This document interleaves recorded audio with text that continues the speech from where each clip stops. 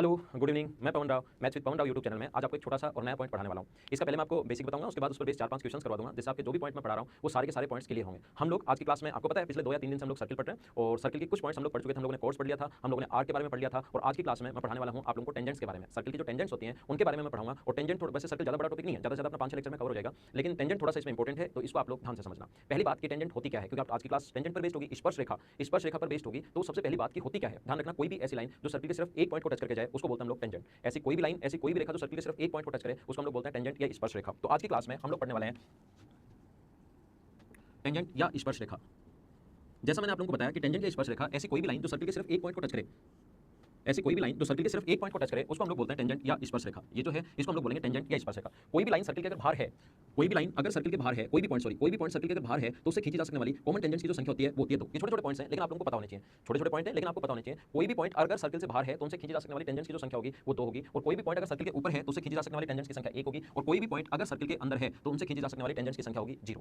पहला पॉइंट। धीरे धीरे हम लोग आगे बढ़ेंगे। जैसा आपको पढ़ाने का तरीका आपको पता है मेरा, मैं हमेशा ये मानकर चलता हूं कि आपको कुछ भी नहीं आता और फिर धीरे धीरे अपने स्टैंडर्ड को हम लोग बढ़ाते हैं। पूरा मैं बेसिक से आप लोगों को बताता हूं कि क्यों आया, कैसे आया, कहां से आया, जिससे आपके कंप्लीट बेसिक क्लियर हो। और अगर आपके बेसिक क्लियर होंगे तो फिर आप लोग आसानी से क्वेश्चंस कर पाओगे और आपका कॉन्फिडेंस बढ़ेगा।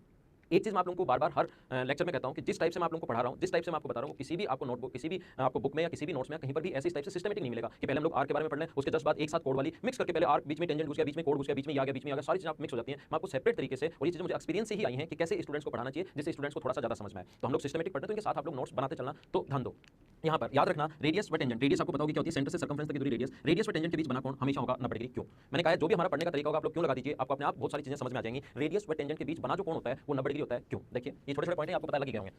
ये वाला मैं समझाता हूं, रेडियस व टेंजेंट के बीच बना कोण हमेशा 90 डिग्री होगा। क्यों? देखिए, अब हम लोग शुरुआत करते हैं, पॉइंट वाइज मैं आप लोगों को पढ़ाते चलता हूं, धीरे धीरे हम लोग आगे की तरफ बढ़ते रहेंगे। इस प्रकार से अगर कभी भी अपने पास रेडियस व टेंजेंट के बीच बना एंगल ऑलवेज राइट एंगल होता है। ध्यान रखना क्यों होता है, एक लाइन से एक पॉइंट की डिस्टेंस होती है, ये पॉइंट है और ये लाइन है। ध्यान रखना किसी भी पॉइंट से किसी लाइन की डिस्टेंस अगर होती है तो कोई स्टूडेंट कहेगा सर डिस्टेंस ये भी है, कोई कहेगा डिस्टेंस ये भी है, कोई कहेगा डिस्टेंस ये भी है। छोटे छोटे पॉइंट्स हैं लेकिन आपके कॉन्सेप्ट क्लियर होने चाहिए। पॉइंट तो बहुत छोटा है लेकिन कॉन्सेप्ट क्लियर होंगे तो ये चीजें एकदम आसानी, इसमें कोई भी प्रॉब्लम नहीं आएगी। यहाँ पर देखिए, यहाँ से अगर हम लोग इसको मिला दें, यहाँ से अगर हम लोग इसको मिला दें तो ध्यान रखना पॉइंट से लाइन की डिस्टेंस का मतलब होता है परपेंडिकुलर डिस्टेंस। हमेशा और हमेशा परपेंडिकुलर डिस्टेंस। लाइन और पॉइंट की तो बहुत सारी डिस्टेंस है लेकिन कभी भी लाइन और पॉइंट की डिस्टेंस का मतलब होता है हमेशा परपेंडिकुलर डिस्टेंस, और परपेंडिकुलर डिस्टेंस का मतलब होता है हमेशा मिनिमम डिस्टेंस। किसी भी लाइन और पॉइंट, यहाँ पर कोई पॉइंट है, ये लाइन है, तो ये डिस्टेंस, बहुत सारी डिस्टेंस है, अपने को मिनिमम डिस्टेंस लेनी है और मिनिमम डिस्टेंस हमेशा 90 डिग्री का कोण बनाती है। तो हम लोग प्रूव करेंगे कि ये जो यहाँ से यहाँ तक है ये मिनिमम डिस्टेंस है।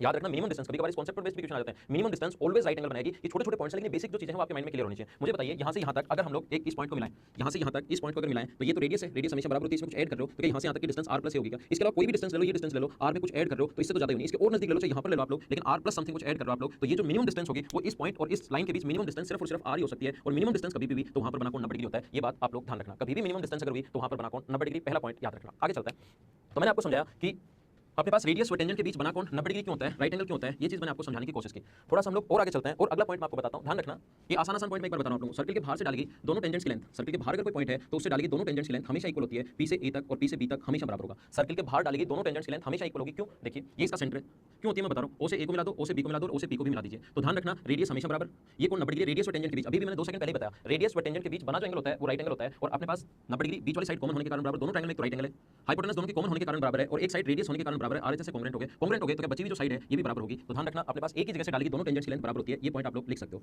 एक ही जगह से खींची गई दोनों स्पर्श रेखाओं की जो लंबाई होती है वो हमेशा बराबर होती है। एक ही जगह से डालेगी दोनों टेंजेंट्स की लेंथ इक्वल होगी, दोनों स्पर्श रेखाओं की लंबाई बराबर होती है। क्यों होती है वो मैंने समझाया है।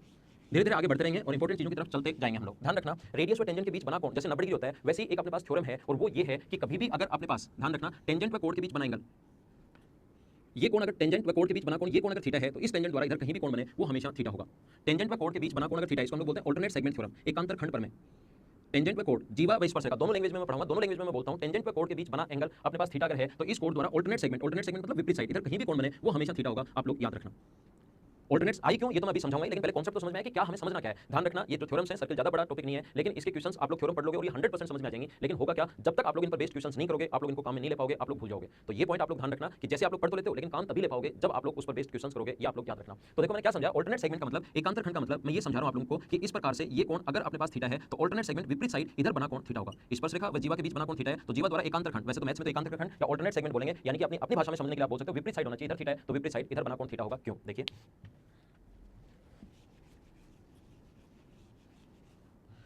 क्यों होता है ये चीज मैं समझा रहा हूं आपको। इस प्रकार से अपने पास है, थोड़ा सा बड़ा डायग्राम बना लेते हैं ताकि आपको सही समझ में आए। इस प्रकार से ये कोण मान लीजिए थीटा है तो हमें प्रूव करना है कि ये वाला कोण भी थीटा होगा। ये कोण थीटा है तो ये प्रूव कर दो थीटा होगा, या इसको थीटा लेकर ये प्रूव कर दो थीटा होगा, बात एक ही है। हम लोग कैसे प्रूव करेंगे, कोशिश करना समझने की सभी लोग। ये अपने पास पॉइंट ए है, ये अपने पास पॉइंट बी है और ये पॉइंट सी मान लो, ये कोण थीटा ले लिया और हमें प्रूव करना है कि ये कोण भी थीटा होगा। कैसे प्रूव करेंगे, देखिए यहाँ से ये सेंटर अगर है तो इसको मिला दीजिए आप लोग। ध्यान देना ओ से बी तक और ओ से बराबर होगा, क्यों? जब मैं आप लोगों से पूछूं कि ऐसा क्यों हो रहा है तो जहां पर भी आप लोग बैठे हो आप लोग मुझे बताना कि ऐसा क्यों हो रहा है। आपको बोलना चाहिए जैसे मैं बोलता हूं क्यों, तो आपको बोलना चाहिए कि सर रेडियस बराबर होती है इसलिए दोनों बराबर। जैसे मैं बोलता हूं समझ में आया तो आप हां ना ऐसे कुछ बोलना है जहां पर आप बैठे हो। समझ में आया, अच्छी बात नहीं है, थोड़ा पीछे से करके वापस देखिए। मुझे बताइए ये वाला कोण 90 डिग्री होगा, क्यों? बोलो। क्योंकि रेडियस व टेंजेंट के बीच बना कोण 90 डिग्री होता है, तो अपने पास ये कोण थीटा है तो इधर वाला जो एंगल है क्या वो 90 माइनस थीटा बच गया क्या? ये 90 माइनस थीटा बच गया अपने पास, तो ये दोनों बराबर हैं। इसके सामने 90 माइनस थीटा तो इसके सामने ये भी जो होगा वो 90 minus theta. 90 minus theta 90 minus theta एक त्रिभुज के तीनों कोणों का योग, एक ट्रायंगल के तीनों एंगल्स का सम 180 डिग्री होता है। तो 90 माइनस थीटा 90 माइनस 180 में से माइनस करोगे तो ये बचेगा 2 थीटा। और मुझे बताइए किसी भी आर द्वारा, परसों के वीडियो में आपने परसों इवनिंग में जो वीडियो आया था उसमें देखा होगा आपने, इसके द्वारा बना कोण अगर 2 थीटा है तो सर्कमफ्रेंस पर बना जो कोण होगा वो थीटा होगा। ये अपना आंसर है। इसको थीटा लेकर ये 2 थीटा होगा, बचे हुए कोण 90 माइनस थीटा 90 माइनस थीटा, तो ये कंप्लीट अपने पास 90 इधर वाला 90 माइनस थीटा, तो ऐसे ही प्रूव कर सकते हैं कि थीटा होगा। ये अल्टरनेट सेगमेंट थ्योरम है, इसको आप लोग लिख सकते हो टेंजेंट व कोण के बीच बना एंगल, टेंजेंट व कोण के बीच बना एंगल कोण द्वारा अल्टरनेट सेगमेंट में बने एंगल के बराबर होता है। स्पर्श रेखा व जीवा के मध्य बना कोण जीवा द्वारा एकांतर खंड में बने कोण के बराबर होता है। ये एकांतर खंड क्या है मैं फिर समझाता हूं। देखो जब भी मैं कोई चीज एक बार या दूसरी बार या तीसरी बार समझाता हूं इसका मतलब वो आगे मैं कहीं रिलेट करना चाहता हूं। जब भी मैं एक बार समझा रहा हूं, दो बार समझा रहा हूं तो उसका मतलब ये नहीं है कि सर ये चीज कैसे समझाते जा रहे हैं तो मुझे समझ में आएगी। इसका मतलब मैं ये एकदम सिस्टमेटिक चल रहा हूं और अगली चीजें इनसे रिलेट करते हुए चलूंगा, तभी आपको ज्यादा समझ में आएगा। इसलिए ध्यान दीजिए आप लोग बोर्ड पर। देखो इस प्रकार से अगर अपने पास कभी भी हो, ध्यान देना आप लोग, मैंने आपको ये समझाया किसी भी मैंने आपको समझाया कि ये वाला कोण अगर x है, ये वाला कोण अगर x है तो अल्टरनेट सेगमेंट में एकांतर खंड में मतलब विपरीत साइड इधर कहीं भी कोण बने वो हमेशा x होगा। मैंने आपको क्या समझाया मैं वापस समझाता हूं, इधर ध्यान देना बोर्ड पर। इस प्रकार से अगर अपने पास ये वाला कोण, इधर वाला कोण अगर y है, ये वाला कोण अगर y है तो अल्टरनेट सेगमेंट में इस साइड कहीं पर भी कोण बने विपरीत साइड ये वाला जो कोण होगा ये अपने पास y होगा। मैं आपको क्या समझा रहा हूं फिर से समझना, और अब इंपॉर्टेंट है इस चीज को सभी लोग समझना कि कभी भी हमेशा ध्यान रखना किसी सर्किल में, कोई भी सर्किल इस प्रकार से है इसमें ये वाला कोण अगर अपने पास थीटा है, ये वाला कोण अगर अपने पास थीटा है तो इस साइड कहीं भी कोण बने वो हमेशा थीटा होगा। ये वाला कोण अगर थीटा है, आपको मैं रेट से दिखा देता हूं ताकि आपको थोड़ा सही समझ में आए, तो ये वाला कोण थीटा होगा। अब अलग अलग डायग्राम जब मैंने बनाया, एक में मैंने x ले लिया है, दूसरे में मैंने y ले लिया, एक ही डायग्राम में अगर बनाऊं तो ये कोण थीटा है तो इधर वाला कोण होगा 180 माइनस थीटा, और ये कोण अगर 180 माइनस थीटा है तो अल्टरनेट सेगमेंट विपरीत साइड, जैसे y था इधर ऐसे इधर जो कोण बनेगा ये वाला जो एंगल बनेगा यहां से यहां तक, ये वाला जो एंगल बचेगा ये वाला जो कोण होगा ये 180 माइनस थीटा है तो ये वाला कोण भी हुआ 180 माइनस थीटा। अगर मैं इस चतुर्भुज को नाम दूं p q r और s अगर नाम दिया जाए इस क्वाड्रिलेटरल का, अगर p q r और s अगर नाम दिया जाए इस क्वाड्रिलेटरल का, तो ध्यान रखना ये कोण थीटा है और जस्ट सामने वाला ये कोण 180 माइनस थीटा है। Angle p plus angle r को अगर ऐड करें तो थीटा प्लस 180 माइनस थीटा, अपने पास थीटा से थीटा कट जाएगा और आंसर आ जाएगा 180 डिग्री। मुझे ये बताइए एक quadrilateral p q r s एक चतुर्भुज के चारों कोणों का योग 360 डिग्री होता है, अगर इन दोनों का सम अपने पास 180 डिग्री है तो बचे हुए का sum angle s plus angle q का सम भी कितने डिग्री होगा 180 डिग्री होगा। तो ऐसा आया क्यों, वो तो मैंने विपरीत कोणों का योग 180 डिग्री क्यों आया ये ध्यान रखना। आपको मैं ये समझाना चाह रहा हूं कि इधर अपने पास x था तो x, y था तो y, एक ही डायग्राम में ले थीटा तो इधर 180 माइनस थीटा, x की जगह थीटा लिया तो थीटा है, y की जगह 180 माइनस थीटा होगा तो 180 माइनस थीटा, इन दोनों का सम अपने पास है 180 डिग्री। ध्यान रखना ऐसा कोई भी क्वाड्रिलेटरल, अब मैं आपको समझा रहा हूं कि ऐसा कोई भी क्वाड्रिलेटरल, ऐसा कोई भी क्वाड्रिलेटरल जिसके चारों वर्टेक्स सर्किल की सर्कमफ्रेंस पर हो, ऐसा कोई भी क्वाड्रिलेटरल जिसके चारों वर्टेक्स p q r और s, p q r और s, ऐसा कोई भी क्वाड्रिलेटरल जिसके चारों वर्टेक्स सर्किल की सर्कमफ्रेंस पर हो उसको बोलते हैं हम लोग साइक्लिक क्वाड्रिलेटरल या चक्रीय चतुर्भुज।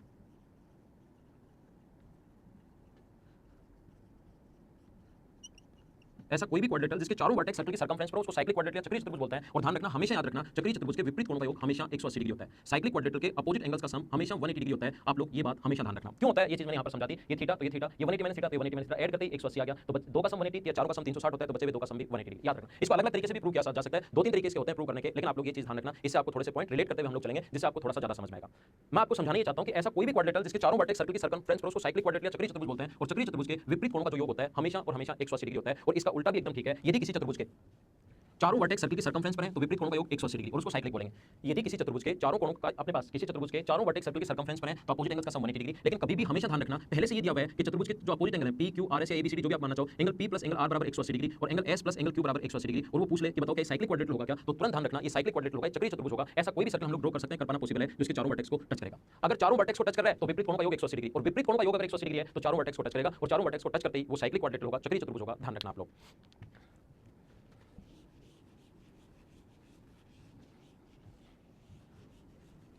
मैं एक बार फिर समझाता हूं, बहुत ज्यादा इंपॉर्टेंट एसएससी में इससे रिलेटेड क्वेश्चन, चलो मैं एक दो क्वेश्चन करवा देता हूं पहले, फिर साइक्लिक क्वाड्रिलेटरल की एक बहुत इंपॉर्टेंट प्रॉपर्टी आप लोगों को बताता हूं जिससे, और उस पर बेस्ड आज तक एसएससी ने क्वेश्चंस नहीं पूछे हैं, लेकिन 17 का जैसे पेपर अपने पास आया है, अगला पेपर ऐसा कोई भी आ सकता है, कुछ हम लोगों से पूछ सकता है, तो आप लोग ध्यान देना बोर्ड पर। साइक्लिक क्वाड्रिलेटरल या चक्रीय चतुर्भुज और टेंजेंट से ही अपने पास ये चीजें मैंने प्रूव किया आपके लिए, अल्टरनेट सेगमेंट थ्योरम पढ़ाई, रेडियस और टेंजेंट के बीच कौन बताया। एक क्वेश्चन मैं करवाता हूं आपको, एक आसान सा क्वेश्चन। पहले मुझे बताइए अगर एक पॉइंट इसके बाहर है p से a तक और p से b तक दो टेंजेंट्स हैं, एक टेंजेंट p से a तक है, दूसरी टेंजेंट p से b तक है, p से a तक और p से b तक, इस पर दो टेंजेंट डाल दी, दो स्पर्शरेखाएं डाल दी, और उसने पूछ लिया कि बताओ o a p b cyclic quadrilateral है या नहीं है। आया हुआ क्वेश्चन है एसएससी में, o a p b चक्रीय चतुर्भुज है या नहीं है, ऐसा हम लोगों से पूछ लिया। तो ध्यान रखना कुछ स्टूडेंट तुरंत, जब मैं क्लास में भी पूछता हूं ये वाला क्वेश्चन, तुरंत स्टूडेंट सोचते हैं कि o a p b पर तो सर्किल है ही नहीं, तो साइक्लिक क्वाड्रिलेटरल नहीं हो सकता, चक्रीय चतुर्भुज नहीं हो सकता। मैं आपको समझाने की कोशिश ये कर रहा हूं कि आप लोग नियम से ऐसे नहीं दिखाई दे रहा है, नहीं दिखाई दे रहा, उससे नहीं होता। आप लोग ध्यान देना, मुझे बताओ रेडियस और टेंजेंट के बीच बना कोण कितना डिग्री होता है, 90 डिग्री 90 डिग्री, तो इन दोनों का सम अपने पास हुआ 180 डिग्री, 90 90 180, तो बचे हुए दोनों का सम भी 180 डिग्री, क्योंकि चारों का सम होता है 360 डिग्री। मुझे बताइए अपोजिट एंगल्स का सम 180 डिग्री होता है, क्या वो साइक्लिक होगा क्या? दोनों चीजें ध्यान रखना, अगर सर्किल की सर्कमफ्रेंस पर है तो वो साइक्लिक होगा, और अपोजिट एंगल्स का सम 180 डिग्री, अपोजिट एंगल्स का सम 180 डिग्री है तो वो साइक्लिक होगा। उल्टा भी एकदम ठीक है, और ऐसे जो क्वेश्चंस पूछता है वो हमसे उल्टे ही क्वेश्चंस पूछता है। तो यहां पर अपने पास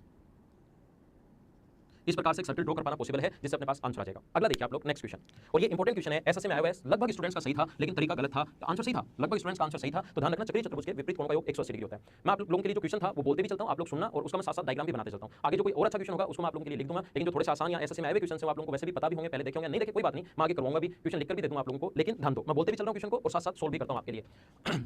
इस प्रकार से है, दो सर्किल एक दूसरे को थोड़ा सा छोटा बनाते हैं ताकि अपने फ्रेम में आए। दो सर्किल एक दूसरे को ए तथा बी पर टच कर रहे हैं, दो सर्किल एक दूसरे को ए तथा बी पर टच कर रहे हैं। ए से पास होने वाली एक स्ट्रेट लाइन पहले वाले को काटती है पी पर और दूसरे वाले को काटती है क्यू पर। और ये क्वेश्चन जितनी भी मदर्स एजुकेशन हब की क्लासेज होती हैं उनमें मैं ये क्वेश्चन करवाता हूं। पहले मैं आपको सर्किल की कंप्लीट थ्योरी पढ़ाता हूं और उसके बाद ये वाला क्वेश्चन स्टूडेंट्स को मैं करने के लिए देता हूं और मैं पूछता हूं कि बताओ इसका आंसर कितना होगा। तो लगभग 90% स्टूडेंट्स का आंसर सही होता है, लेकिन तरीका गलत होता है, और आप जहां भी बैठे हो आपका तरीका भी 99% स्टूडेंट्स का गलत है। कोशिश करना सीखने की। पी तथा क्यू पर खींची गई स्पर्शक है, एक दूसरे को टी पर मिलती है। ध्यान रखना, इनकी रेडियस इक्वल नहीं है, इसकी रेडियस r1 और इसकी रेडियस r2 जो है वो इक्वल नहीं है। क्वेश्चन में लिखा r1 not equal to r2, P तथा क्यू पर खींची गई स्पर्शक है, एक दूसरे को टी पर मिलती है। पी तथा क्यू पर खींची गई स्पर्शक है, टी पर मिलती है। पी टी क्यू अगर 40 डिग्री है तो बताइए पी बी क्यू कितना डिग्री होगा।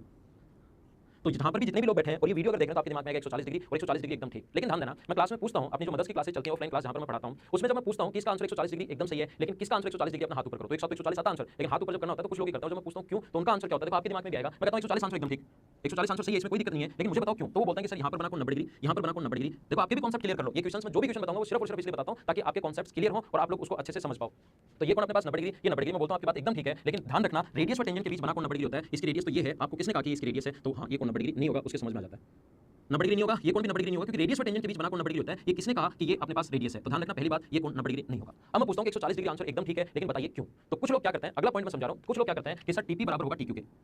ध्यान रखना दूसरा पॉइंट, जो कॉन्सेप्ट आपके क्लियर नहीं होते हैं वो बताते चलता हूं। एक ही जगह से डालेगी दोनों, एक ही सर्किल पर डालेगी दोनों टेंजेंट्स की लेंथ इक्वल होती है, अलग-अलग सर्किल पर डालेगी दोनों टेंजेंट्स की लेंथ इक्वल नहीं होती। तो अब बताइए आंसर 140 डिग्री एकदम ठीक है, लेकिन क्यों, उसका आंसर मुझे बताइए। तो स्टूडेंट लगभग क्लास में जितने भी लोग बैठे रहते हैं उसमें से या तो बता पाता है एक या बता पाते हैं दो, और यहां पर जितने भी लोग वीडियो देख रहे हैं आप लोगों के दिमाग में भी दो ही कॉन्सेप्ट थे, और उसके बाद अपने पास क्वेश्चन होगा कैसे, और क्वेश्चन उसी तरीके से होगा जितने पॉइंट्स मैंने परसों कल आज मैं बता रहा हूं। कोई भी ऐसी थ्योरम नहीं है जो से बाहर आ जाए, कंप्लीट चीजें उन्हीं से सोल्व होंगी। तो देखो करने का तरीका मैं सिखा रहा हूं, आप लोग एक काम करो, ए से बी को मिला दो। ये कोण कितने डिग्री होगा वो मैं बता रहा हूं, ए से बी को मिला दीजिए, और ये वाला एंगल मान लीजिए x है और ये वाला एंगल मान लीजिए y है, और मेरे बताने के बाद तुरंत आप लोग समझ जाते हो हाँ ऐसे कर लेते हैं, अरे ये कॉन्सेप्ट लग जाता। लेकिन आपको दिमाग पहले चलाना है। आपको पता होगा कि अपने पास टेंजेंट पे कोण के बीच अभी भी समझाया था अल्टरनेट सेगमेंट थ्योरम, और ये अल्टरनेट सेगमेंट थ्योरम बहुत ज्यादा इंपॉर्टेंट है, इस पर बेस्ड क्वेश्चंस आ सकते हैं। ये कोण अगर थीटा है तो ये वाला कोण भी अपने पास थीटा होगा, ऐसा आपको पता है। टेंजेंट व कोण के बीच बना कोण थीटा है तो इस साइड कहीं भी कोण बने वो थीटा होगा, ऐसा आपको पता होगा। तो ये अपने पास टेंजेंट है, ये कोण है, ये वाला एंगल अगर x है तो यहाँ पर जो कोण बनेगा वो भी अपने पास x होगा, और ये वाला कोण अगर y है तो यहाँ पर जो कोण बनेगा ये भी अपने पास y होगा। और मुझे बताइए ये वाला एंगल आ गया x + y, और एक ट्रायंगल का ये और ये इनका सम, ये 40 है तो x + y का सम बचा 140 डिग्री, और ये अपना आंसर है। तो कॉन्सेप्ट आप लोग खुद भी इस चीज के क्लियर कर लेना, ये बात ध्यान रखना। एक आसान सा क्वेश्चन जो सीरीज में आया है वो भी मैं आप लोगों को बता देता हूं, अल्टरनेट सेगमेंट थ्योरम पर ही बेस्ड है, और उसका डायग्राम भी क्वेश्चन में आया था और सीधा सीधा हम लोगों से पूछा था इस प्रकार से। देखो क्या क्वेश्चन आया था, मैं समझाता हूं। ये पॉइंट P है, ये पॉइंट Q है, ये A पॉइंट है, ये B है। P तथा Q से A तथा B पर बने एंगल्स का सम बताइए।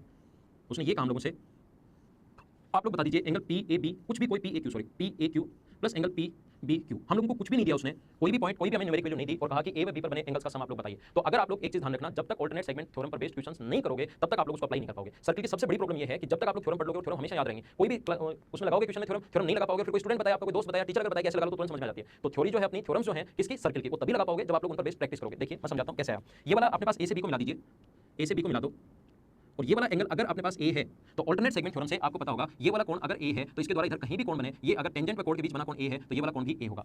ये वाला कोण अपने पास A है तो ये वाला एंगल भी A होगा, ध्यान रखना। और ये वाला एंगल अगर B यहाँ पर बना, ये वाला जो एंगल है ये भी अपने पास B होगा। तो मुझे बताइए ये वाला एंगल कितना बचा, त्रिभुज PBQ ट्रायंगल है, ये A है और B है, और ट्रायंगल में मैं समझा चुका हूं ट्रायंगल के तीनों एंगल्स का सम जो होता है वो 180 डिग्री होता है। तो ये अगर A है ये B है तो जो ये वाला एंगल होगा, ये वाला एंगल होगा 180 माइनस A प्लस B। अब इन दोनों का सम पूछा, ये एंगल तो है अपने पास PAQ तो है A प्लस B, और ये वाला एंगल है 180 माइनस A प्लस B, तो A प्लस B से A प्लस B कट जाएगा और अपना आंसर आ जाएगा 180 डिग्री। ये अपना आंसर है, आया हुआ क्वेश्चन है और अपना आंसर है 180 डिग्री। आप लोग ध्यान रखना। देखिए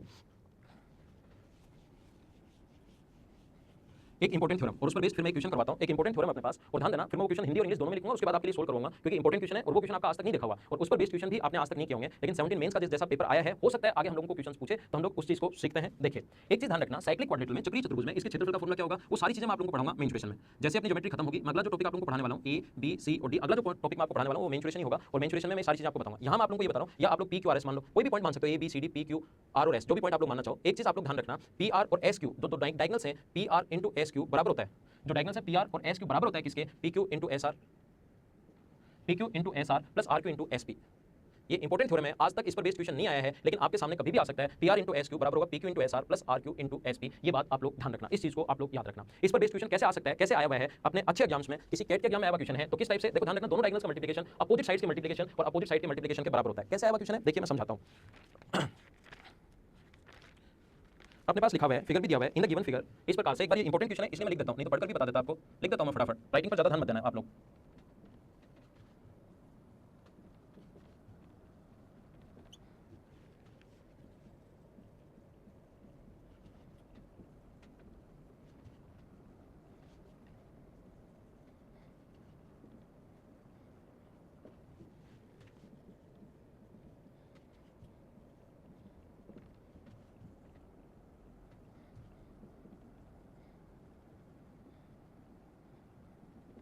ये देखो, हिंदी मीडियम वालों को भी हमें ध्यान में रखना पड़ेगा, हिंदी मीडियम वाले स्टूडेंट्स को भी ओनली इंग्लिश में हम लोग नहीं लिख सकते। हिंदी मीडियम वाले स्टूडेंट्स को भी थोड़ा सा ध्यान में रखते हुए चलना पड़ेगा कि उनको भी समझ में आए कि अपने पास लैंग्वेज आती कैसे है। इसलिए मैं आपको दोनों में ही क्वेश्चन लिखूंगा। अगर कोई क्वेश्चन पहले वाले वीडियोज में ओनली इंग्लिश में लिखा है तो मैंने उसकी हिंदी जरूर बोली होगी, तो आप लोग साथ साथ इंग्लिश में ओनली अगर मैंने कभी लिख दिया है तो आप लोग क्या करोगे, उसको सुन लेना, हिंदी में भी मैंने साथ साथ बोला होगा वृत्तों को क्रम से। और आप लोग यहाँ से वीडियो थोड़ा सा आगे कर सकते हो 10 सेकंड का, क्योंकि 10 सेकंड आगे करते ही आपको क्वेश्चन लिखा हुआ मिलेगा। तो जरूरी आप लोग मेरे साथ साथ ही इस क्वेश्चन को पढ़ते चलो। आप लोग चाहो तो वीडियो को 10 सेकंड आगे कर सकते हो, लेकिन क्वेश्चन इंपॉर्टेंट है, ये जरूर आप लोग करना। क्वेश्चन बहुत ज़्यादा इंपॉर्टेंट है, इसको समझना। एसएससी में इस लेवल पर क्वेश्चन अभी तक नहीं आए हैं, लेकिन आप लोगों से क्वेश्चन पूछा जा सकता है, इस पर बेस्ड कोई भी क्वेश्चन आ सकता है। तो आप लोग इसको जरूर देखना इस क्वेश्चन को और अपने आप करने की कोशिश करना। स्पर्श करते हैं, यदि डी दोनों को घनिष्ठ स्पर्श रेखा है,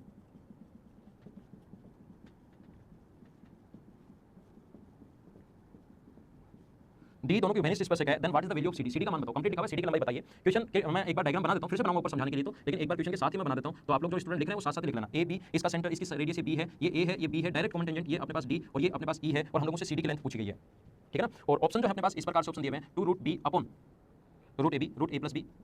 बी ऑप्शन जो दिया हुआ है वो दिया हुआ है 2a root B upon root में a प्लस बी, और अगले दो ऑप्शन सेम है, इसके नीचे माइनस का साइन लगा दिया और इसके नीचे भी माइनस का साइन लगा दिया। अगले दो जो ऑप्शन है वो अपने पास सेम है, जैसे ये वाले ऑप्शन है ऐसे ही अगले दो ऑप्शन सेम है, एक बार एक में माइनस का साइन, इधर इसमें भी माइनस का साइन। क्वेश्चन आप लोग पढ़ लीजिए, स्क्रीनशॉट ले लीजिए, मैं आपको इसके लिए वापस समझाता हूँ, वापस बना रहा हूँ क्वेश्चन, देखिए आप लोग।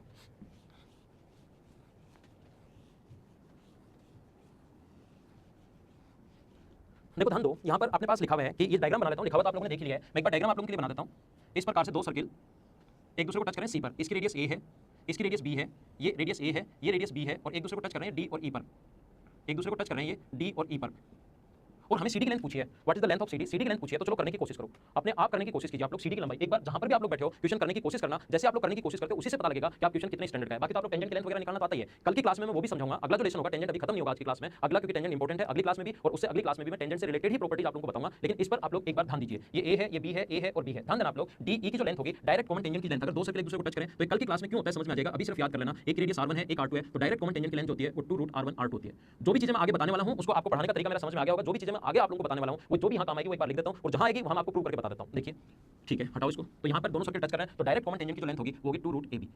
डायरेक्ट कॉमन टेंजेंट की लेंथ अगर 2 रूट ए बी है, तो अगर यहाँ से हम लोग इसके यहाँ पर मिला दें तो एक ही जगह से, बहुत ज्यादा इंपॉर्टेंट क्वेश्चन है, ध्यान रखना, एक ही जगह से डालिए, दोनों टेंजेंट की लेंथ बराबर होती है, तो इधर एक जगह से ये पॉइंट P मान लो आप लोग, इधर से डालिए टेंजेंट की लेंथ बराबर, और ये टेंजेंट इस सर्कल पर भी बराबर, इधर भी डालिए टेंजेंट की लेंथ बराबर, यहाँ से यहाँ तक की लेंथ बराबर, यहाँ से यहाँ तक की लेंथ बराबर, तो ये मिड पॉइंट हो गया। तो D से P तक का जो मान आया अपने पास, D से P तक का वो आ गया रूट ए बी, और ये वैल्यू भी अपने पास आ गई रूट ए बी, जो मैं आपको रेड अक्षरों में दिखा देता हूँ, रेड मार्कर से लिख देता हूँ, ये आया रूट ए बी, क्योंकि तीनों बराबर हो गए, और ये भी अपने पास आया रूट ए बी। पहली बात आप लोग ध्यान देना, इसका जो यहाँ से यहाँ तक ये रेडियस और टेंजेंट के बीच बना कोण 90 डिग्री होता है, तो क्या आप लोग ये सेंटर अगर ए है तो क्या आप AP का मान निकाल सकते हो क्या? हाँ ना बताओ, 90 डिग्री का कोण है तो क्या पाइथागोरस थ्योरम लगा लोगे क्या? और पाइथागोरस थ्योरम से हम लोग लिख सकते हैं यहाँ से इसका स्क्वायर प्लस इसका स्क्वायर, इसका स्क्वायर ए स्क्वायर, ये अपने पास इसका स्क्वायर था ए स्क्वायर, और इसका स्क्वायर होगा AB, इसका रूट। अब ध्यान रखना, हमें लेंथ पूछी है, सीडी की लंबाई पूछी है, हम लोगों को AP का मान आ गया, ये वैल्यू आ गई, ये वैल्यू आ गई, ये आ गया, ये आ गया, हमें सीडी का मान पूछा है। और मुझे बताइए रेडियस और टेंजेंट के बीच बना कोण अगर 90 डिग्री होता है तो ये 90, ये 90, अपोजिट एंगल्स का सम 180, अपोजिट एंगल्स का सम 180, तो क्या A D P और C क्या आपको एक चक्रीय चतुर्भुज दिखाई दे रहा है क्या? A D P और C आपको एक चक्रीय चतुर्भुज दिखाई दे रहा है, एक साइक्लिक क्वाड्रेटल दिखाई दे रहा है, और साइक्लिक क्वाड्रेटल अगर आपको दिखाई दे रहा है तो अभी भी मैंने बताया कि साइक्लिक क्वाड्रेटल में दोनों डायगोनल्स जो हैं AP इनटू, दोनों डायगोनल्स AP इनटू CD बराबर होगा opposite side AC into DP plus AC into DP plus AD into PC plus AD into PC। A से C तक, A से P तक कितना होगा? A से P तक होगा A स्क्वायर प्लस AB का रूट इनटू CD। अब आगे A से C तक बताओ, A से C तक कितना है? A से C तक A है, D से P तक रूट AB, A से D तक है A, और B से वही होगा रूट AB। तो अपने पास CD की लंबाई निकालनी है, CD की लंबाई आ गई 2A इनटू रूट AB, ये दो बार आ गया, एक बार ये रहा, एक बार ये रहा। यहाँ से हम लोग रूट A कॉमन ले लें तो अंदर बचेगा A प्लस B का रूट। अगर रूट A कॉमन ले लें, यहाँ से A कॉमन ले लिया तो अपने पास A बचा, यहाँ से कॉमन ले लिया तो अपने पास ओनली B बचा रूट A। रूट A से रूट A कट जाएगा तो 2 into A into root B, root A से रूट A कट गया, अपॉन रूट के अंदर A प्लस B, ये अपना आंसर है। वो आप ऑप्शन देख लेना कौन सा था, A था या B था, ऑप्शन देख लेना, ये अपना आंसर है। बहुत ज़्यादा इंपॉर्टेंट क्वेश्चन है, आप लोगों के नहीं समझ में आया तो एक बार इसको रिवाइज करके वापस आप लोग देखिए।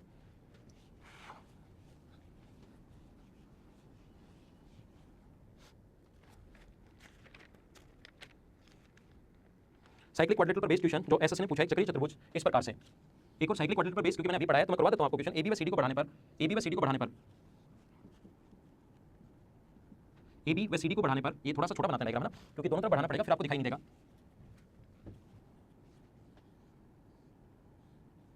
इस प्रकार से इसने लिखा है, आपने देखा भी होगा, क्वेश्चन आपका पढ़ा हुआ भी होगा, नहीं पढ़ा हुआ तो आप समझ लो, ए बी व सी डी को बढ़ाने पर पी पर मिलते हैं और बुझाएं ए डी व बी सी को बढ़ाने पर क्यू पर।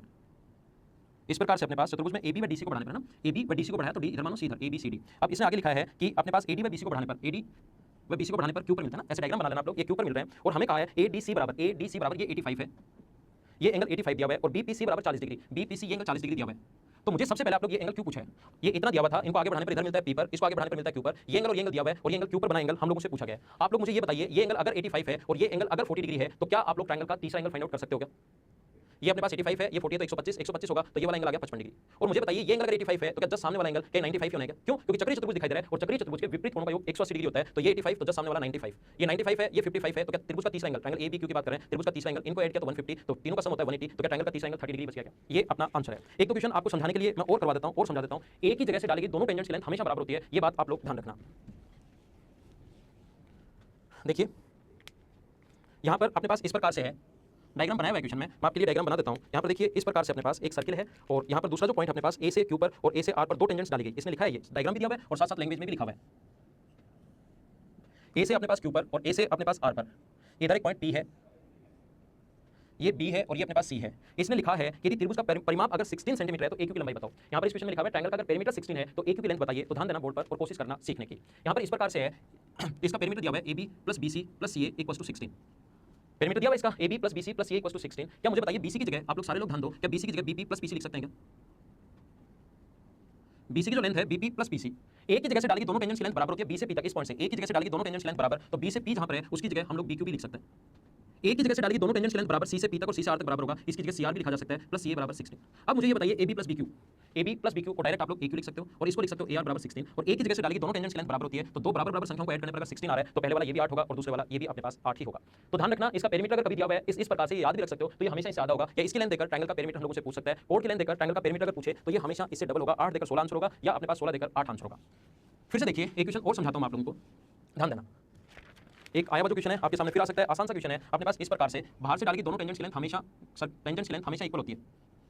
इस प्रकार से कोई भी एक चतुर्भुज फटाफट देख लीजिए ए बी सी और डी, क्वेश्चन में गिवन है बी बराबर 90 डिग्री, क्वेश्चन में गिवन है बी बराबर 90 डिग्री, और इस डायग्राम पर ही लिख देता हूं जो लैंग्वेज में लिखा हुआ है, एडी की लेंथ 23 है, एबी की लेंथ 29 है, और ये अपने पास पॉइंट दिए हुए हैं पी क्यू आर और एस, और इसकी लेंथ हम लोगों को दी हुई है 5 डीएस की लेंथ, तो रेडियस हम लोगों से पूछी गई है। कोशिश करना समझने की, ये ए की जगह से डालेगी डीएस की लेंथ यहां से यहां तक 5 दी हुई है, ए की जगह से डालेगी टेंजेंट्स की लेंथ बराबर होती है, तो ये 5 है तो ये भी 5 होगा, ये 23 था इधर वाला 5 तो इधर वाला होगा 18, क्योंकि ए की जगह से डालेगी टेंजेंट की लेंथ बराबर, तो ये 18 है तो ये भी 18 होगा, और ये 18 है, टोटल 29 था, ये 18 है तो ये होगा 11, और ये अगर 11 है तो ये भी 11, और ये कोण 90 डिग्री दिया भाई, रेडियस और टेंजेंट के बीच बना कोण 90 डिग्री, रेडियस और टेंजेंट के बीच बना कोण 90 डिग्री, अगर एक चतुर्भुज के 3 कोण 90 है तो क्या चौथा भी 90 होने का, और दो एडजेसेंट साइड बराबर है तो रेडियस आ गई 11, ये अपना आंसर है। तो आज की क्लास में सिर्फ इतना ही, बाकी की चीजें हम लोग अपने अगले लेसन में कल पढ़ेंगे, कल शाम को फिर मिलते हैं, और आपको अगर सही लगा तो इस वीडियो को आप लोग शेयर जरूर कीजिए अपने दोस्तों के साथ, कर क्या करो उसको ना, और लाइक क्या करो, कमेंट क्या करो, ऐसे काम तो क्या करो आप लोग। और आज की क्लास में सिर्फ इतना ही, बाकी की चीजें हम लोग अपनी अगली क्लास में कल इवनिंग में मिलेंगे, तब तक के लिए bye bye, take care, see you in the next lesson.